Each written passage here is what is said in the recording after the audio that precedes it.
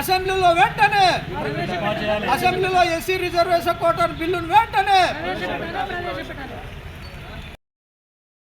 జిల్లా కమిటీ నుండి తెలియజేసేటువంటి విషయం ఏంటంటే మా యొక్క రాష్ట్రంలో తెలంగాణ రాష్ట్రంలో షెడ్యూల్ కులాల్లో ఉన్నటువంటి 59 ఎస్సీ కులాల్లో ఉన్నటువంటి 59 కులాల యొక్క జనాభా గత 70 సంవత్సరాల నుండి 15% మాత్రమే రిజర్వేషన్ ఇస్తూ ఉన్నారు.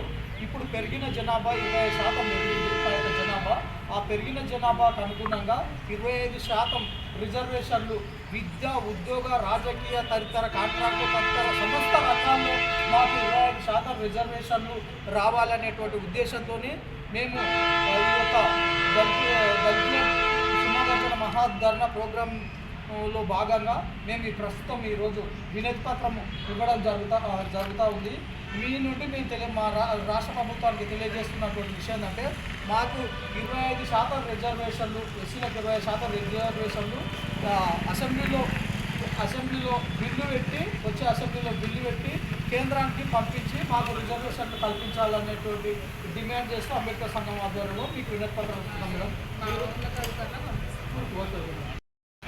ఈరోజు కల్వకుర్తి నియోజకవర్గంలోని ఇక్కడ మండల తహసీల్దార్ కార్యాలయం దగ్గర మేము దళితుల సింహగర్జన మహాధర్నా ప్రోగ్రాంలో భాగంగా ప్రస్తుతం ఈ యొక్క ధర్నా ప్రోగ్రామ్ను మాకున్నటువంటి కొన్ని పరిస్థితుల వలన ఇంకా క్షేత్రస్థాయిలో మేము చేసుకోలేకపోవడం వలన ప్రస్తుతం మేము ఎంఆర్ఓ గారికి ఒక వినతి పత్రం ఇవ్వడం జరిగింది. ఎందుకంటే రాష్ట్రంలో ఎస్సీల యొక్క జనాభా 25% ఉంది.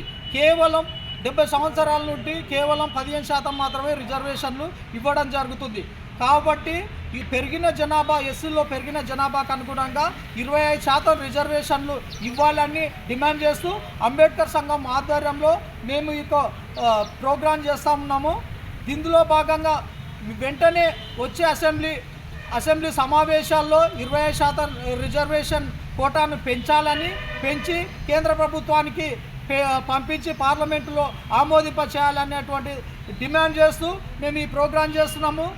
రాష్ట్ర ప్రభుత్వం వెంటనే మన రాష్ట్ర ముఖ్యమంత్రి రేవంత్ రెడ్డి గారు మీరు ఎస్సీల పక్షపాతాన్ని అనేక సభల్లో చెప్పుకోవడం జరిగింది. మేము ఎస్సీలకు వెళ్ళే మేము గెలిచినామని అనేకసార్లు చెప్పుకోవడం జరిగింది.